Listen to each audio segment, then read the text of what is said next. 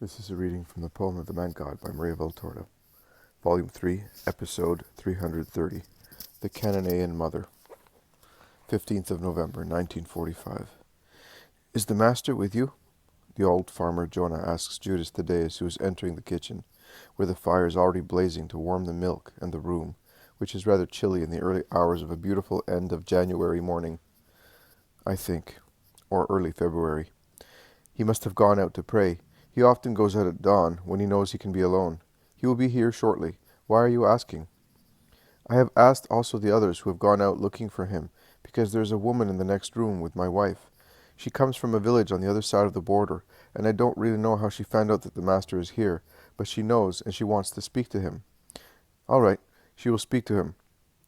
Perhaps she is the woman he is expecting, with her little sick daughter. Her spirit must have brought her here. No, she is alone. There are no children with her. I know her because our villages are close to each other, and the valley belongs to everybody. In any case, I do not think that we should be rude to our neighbors, even if they are Phoenicians, if we wish to serve the Lord. I may be wrong, but also the Master always says that we must be merciful to everybody. He is merciful, is he not? He is indeed. Annas told me that he was ill-treated even recently, always ill-treated, in Judea, in Galilee, everywhere. Why is Israel so bad to its Messiah? I am referring to the mighty ones in Israel, because the people love him. How are you aware of such things? Oh, I live here, far away, but I am a faithful Israelite. It is sufficient to go to the temple on holy days of obligation to learn all the good and all the evil. But one hears more of evil things than of good ones, because good is humble and does not praise itself. Those who receive it should proclaim it, but only few people are grateful after receiving a grace. Man receives assistance and forgets it. Evil, instead, blows its trumpets loud and has words heard even by those who do not want to hear them. You, his disciples, are you not aware of how much they run down and accuse the Messiah in the temple? In their teaching, the scribes speak of nothing else. I think they must have made a collection of lessons on how to accuse the Master, as well as a collection of facts that they exhibit as plausible charges against him. And one's conscience must be righteous, firm and free to be able to resist and judge wisely. Is he aware of such maneuvers? He is aware of everything, and we are more or less aware as well, but he does not worry. He continues his work, and disciples and believers in him are increasing day by day. God grant they may persevere until the end, but man changes his mind, and weak. Here is the Master coming towards the house with the 3 disciples. And the old man goes out, followed by Judas Thaddeus, to pay his respects to Jesus, whose appearance is imposing while he walks towards the house. Peace be with you today, and always, Jonah. Glory and peace to you, Master, forever. Peace to you, Judas. Have Andrew and John not come back yet? No, I did not hear them go out. I did not hear anybody. I was fast asleep. Come in, Master. Come in, everybody. The air is cool this morning. It must have been very cold in the wood. There is warm milk for everybody over there. They are taking their milk, and everybody, with the exception of Jesus, dips large slices of bread into it, when Andrew and John arrive with Annas the shepherd. Ah, you are here. We had come back to tell the rest that we had not found you, exclaims Andrew. Jesus wishes peace to the 3 and adds, Quick, take your share and let us leave, because I want to be at least at the foot of the mountain of Akshib before evening. The Sabbath begins this evening. What about my sheep? Jesus smiles and replies, They will recover after I bless them. But they are on the eastern side of the mountain. You are going westwards to see that woman. Leave it to God, and he will see to everything. The meal is over, and the apostles go upstairs to get their traveling bags and be ready to leave. Master, that woman in the next room, are you not listening to her? I have no time, Jonah. I have a long way to go, and in any case I have come for the sheep of Israel. Goodbye, Jonah. May God reward you for your charity. I bless you and all your relatives. Let us go. But the old man begins to shout at the top of his voice, Children, women, the Master is going away. Come, quick. As a brood of chicks scattered in a stackyard rush towards the broody hen, calling them, so women and men, some already busy, some still half asleep, rush from every side, together with half-naked children who are smiling, although they have just woken up. They all gather round Jesus, who is in the middle of the threshing floor, and the mothers envelop their children in their wide skirts to protect them from the cool air, or they hold them in their arms until a maidservant brings their clothes and puts them on them. Also a woman who is not of the household comes forth, a poor, weeping, shy woman. She stoops and comes forward, almost creeping, and when she reaches the group where Jesus is, she begins to shout, "Have mercy on me, O Lord, Son of David! My daughter is tormented very badly by a demon who makes her do shameful things. Have mercy on me, because I am suffering so much, as everybody sneers at me because of that, as if my child were guilty of what she does. Have mercy, O Lord, you can do everything. Raise your voice and your hand, and order the unclean spirit to go out of Palma. She is my only daughter, and I am a widow. Oh, don't go away. Mercy!"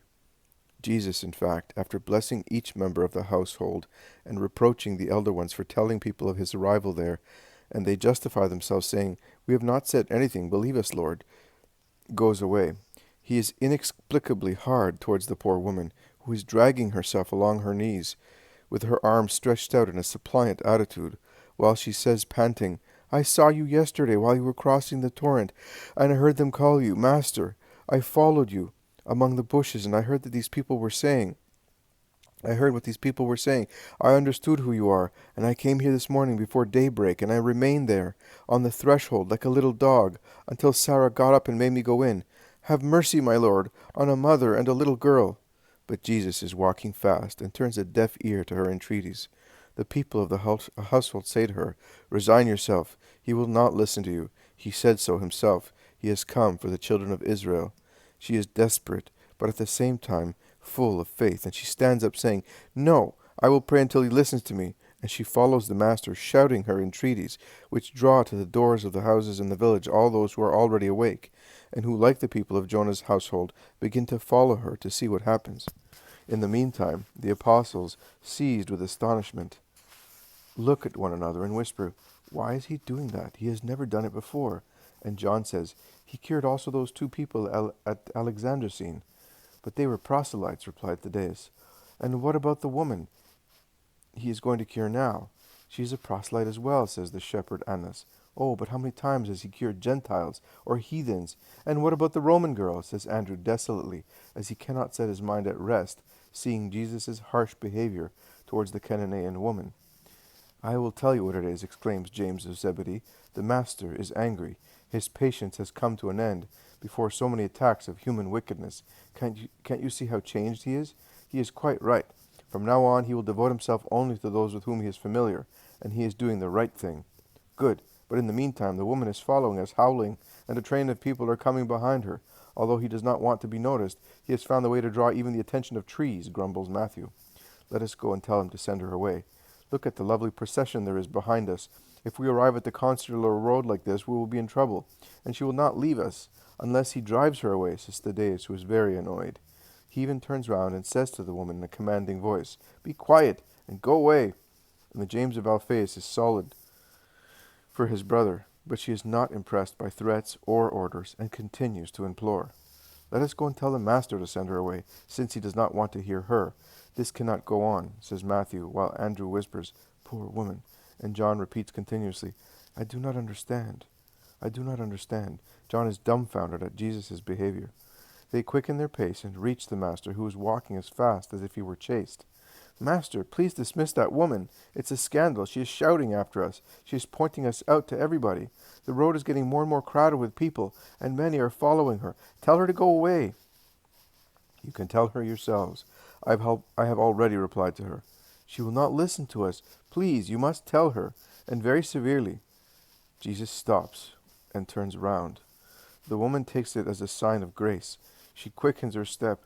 She raises the already shrill tone of her voice, while her face becomes pale with her increased hope. "Be quiet, woman, and go home. I have already told you. I have come for the sheep of Israel, to cure the ones that are ill, and find the ones that are lost. You are not from Israel." But the woman is already at his feet, and she kisses them, worshipping him, holding his ankles tight, as if she were a shipwrecked person who had found a rock of salvation, and she moans, "Lord, help me.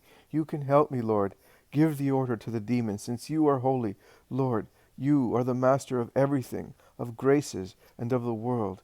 Everything is subject to you, my Lord. I know, I believe it. Take therefore your power, and use it for my daughter." It is not right to take the bread of the children of the house and throw it to the dogs in the street. I believe in you, and through my faith, from a dog of the street, I have become a dog of the house. I told you, I came before daybreak to lie down on the threshold of the house in which you were, and if you had come out there, you would have trampled on me, but you went out from the other side and did not see me. You did not see this poor, distressed dog, starving for your grace, waiting to go in, creeping where you were, to kiss your feet, imploring you not to drive it away. It is not right to throw the bread of the children to dogs, repeats Jesus. But dogs go into the room where the landlord is eating with his children, and they eat what falls from the table, or the remnants of food which the family gives them, and they are no further use. I am not asking you to treat me as a daughter, and let me sit at your table, but give me at least the crumbs. Jesus smiles. Oh, what a transfiguration! That joyful smile works on his face. The people, the apostles, the woman, look at him with admiration. They realize that something is about to happen. And Jesus says, "O woman, great is your faith, and you comfort me, my spirit, by it. Go therefore, and it will be done to you as you wish. As from this moment the demon has gone out of your daughter. Go in peace. As far from a stray dog, you wanted to be a dog of the house. And as from a stray dog you wanted to be a dog of the house, endeavor in the future to be a daughter, sitting at the table of the Father. Goodbye." "Oh, Lord, my Lord, I would like to run away and see my beloved Palma, and I would like to stay with you and follow you, blessed, holy." "Go, woman, go in peace." And Jesus resumes his way, while the Canaanite woman, more agile than a young girl, runs away along the road she came, followed by the crowd, anxious to see the miracle. "But, Master, why did you make her implore you so much before listening to her?" asks James of Zebedee. "Through your fault, and the fault of all of you."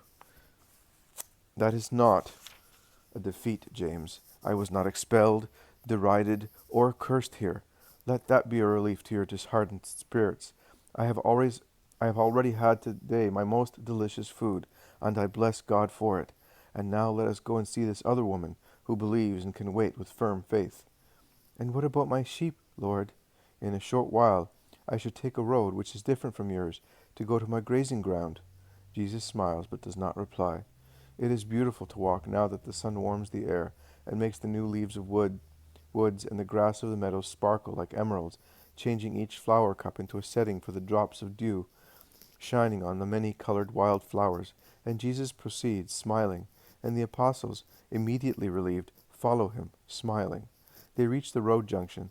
The shepherd Annas, who looks mortified, says, "And I should leave you here. Are you really not coming to cure my sheep? I believe too, and I am a proselyte. Promise at least that you will come after the Sabbath." "Oh, Annas, is it possible that you have not yet understood that your sheep were cured when I raised my hand near Lesamdan? You may go too to see the miracle and to bless the Lord." I think that Lot's wife, when she was turned into a pillar of salt, was very much like the shepherd, who has remained as he was, a little bent forward with his face looking up to see Jesus, with one arm half stretched out in mid-air. He looks like a statue, and the label could be placed under it, "The Petitioner."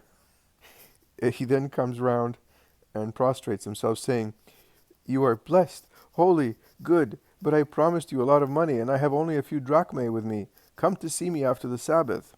"I will come, not for the money, but to bless you once again for your simple faith. Goodbye, Annas. Peace be with you." And they part. And that was not a defeat either, my friends.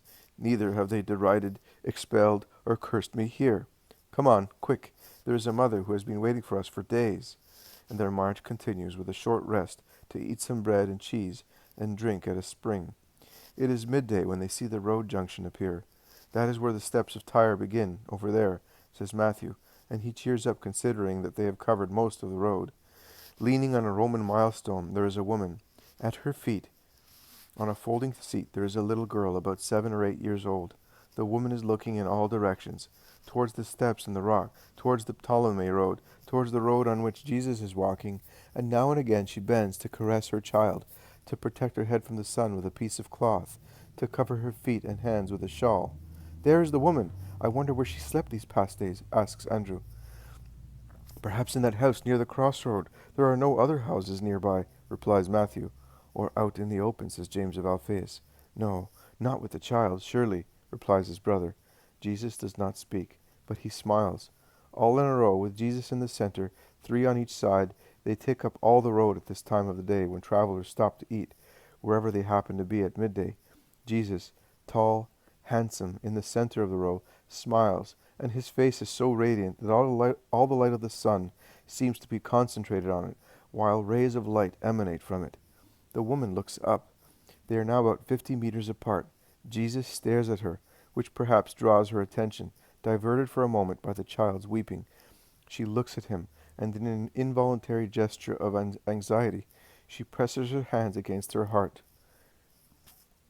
Jesus smiles more broadly, and his bright, inexpressible smile must tell the woman a great deal, and she is no longer anxious, but smiling, as if she were already happy, she bends to pick up her child, and holding her in the folding seat with stretched out arms, as she offered her to God, she comes forward, and when she arrives at Jesus' feet, she kneels down, lifting as much as she can the child in the seat, who looks ecstatically at Jesus' most handsome face.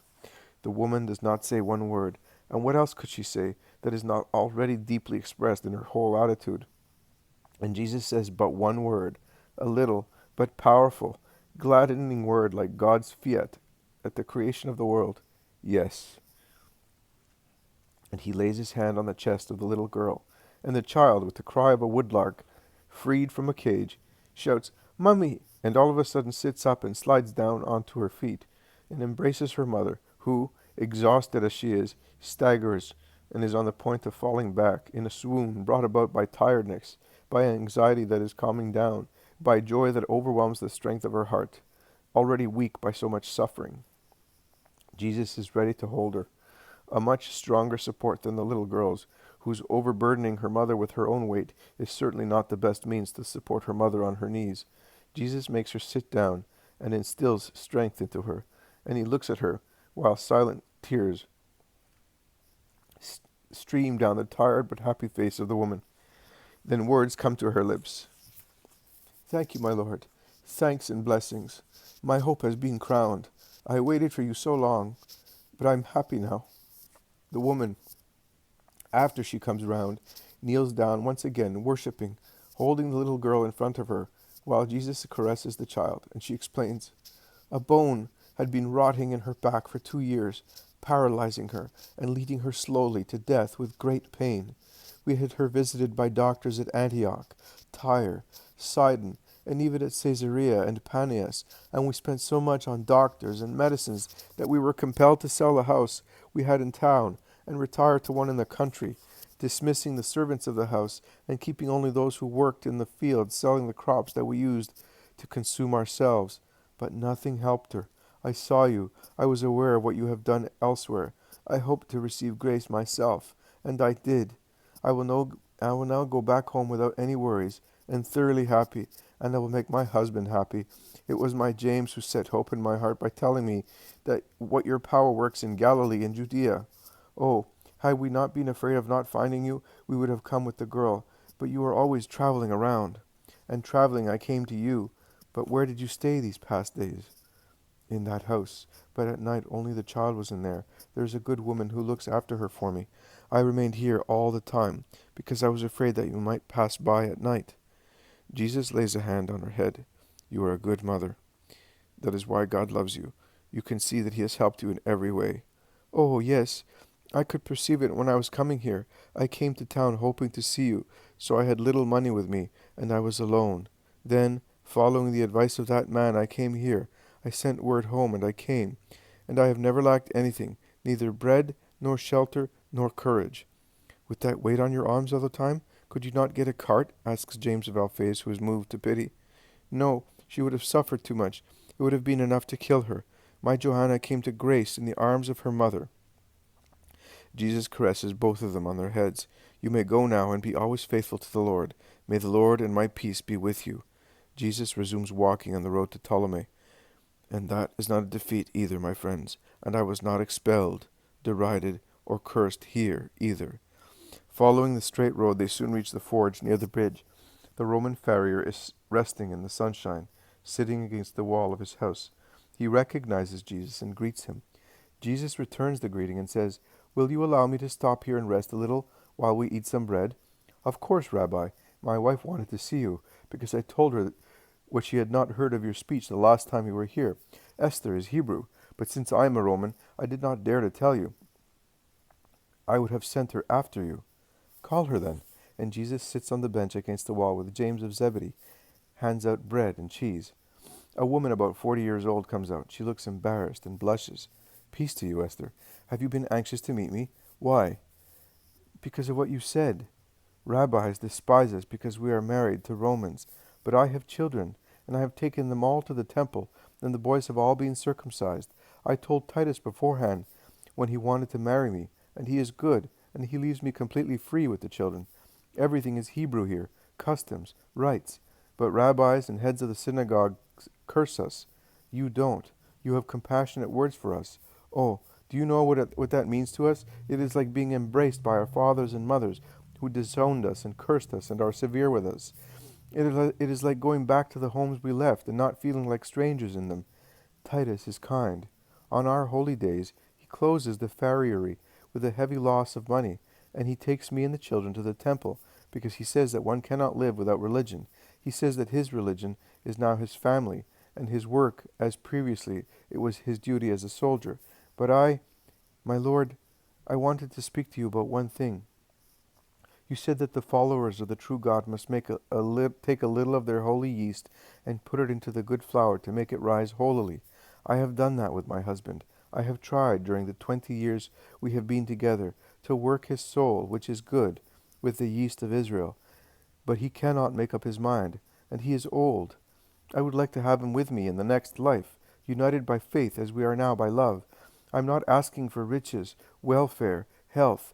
What we have is sufficient. Praise be the Lord for it. But that is what I would like. Pray for my husband, that he may belong to the true God." "He will. You may be sure of that. You are asking for something holy, and it will be granted to you. You have understood the duty of a wife to God and to her husband. I wish all wives did. I solemnly tell you that many of them should imitate you. Continue like that, and you will have the joy of having your Titus beside you, in prayer, and in heaven. Now show me your children." The woman calls her numerous issue: Jacob, Judas, Levi, Mary, John, Anne, Eliza, Marcus. She then goes into the house and comes out again with one who can hardly walk, and one of 3 months at most. "And this one is Isaac, and this little one is Judith," she says, ending the introductions. "Plenty," says James of Zebedee, laughing. And Judas exclaims, "6 boys, and every one circumcised, and with pure names. Very good." The woman is happy, and she praises Jacob, Judas, and Levi, who help their father every day except on Sabbaths, when Titus works by himself, shoeing horses with shoes made previously, she says. And she praises Mary and Anne, who help their mother. But she does not forget to praise also the 4 little ones, as they are good and not naughty. "Titus helps me to bring them up, as he was a disciplined soldier," she says, casting a loving glance at the man who, leaning against the doorpost with a hand resting on his side, has listened to everything his wife has said with a hearty smile on his honest face, and who now becomes elated, hearing his merits as a soldier being mentioned. Very well. The discipline of the army is not disliked by God when soldiers do their duty humanely. The essential point is to be always morally honest in every task, in order to be always virtuous. Your past discipline, which you now instill into your children, must prepare you to enter a higher service, the service of God. We must part now. I will just manage to reach Achzig before sunset. Peace to you, Esther, and to your house. May you all belong to the Lord before long." The mother and children kneel down while Jesus raises his hand, blessing them. The man, as if he were once again a soldier of Rome, in front of his emperor, stands stiffly at attention and salutes in Roman style, and they go away. After a few steps, Jesus lays a hand on James's shoulder, and once again, the 4th time today, I would point out to you that was not a defeat, and we were not expelled, derided, cursed. What do you say about it now? "That I am a fool, my lord," says James of Zebedee impulsively. "No, you and all the others are still and always too human, and you have all the alternatives of those who are ruled more by their human nature than by their spirits. When the spirit is sovereign, it is not affected by every breath of wind that cannot always be a scented breeze. It may suffer, but will not change. I always pray that you may reach such sovereignty of spirit, but you must help me with your efforts. Well, we have come to the end of our journey. During it I have sown what is necessary to prepare the work for you. When you will be evangelizing, we can now begin our Sabbath rest with the consciousness that we have done our duty, and we shall wait for the others. Then we shall set out again, always, until everything is accomplished.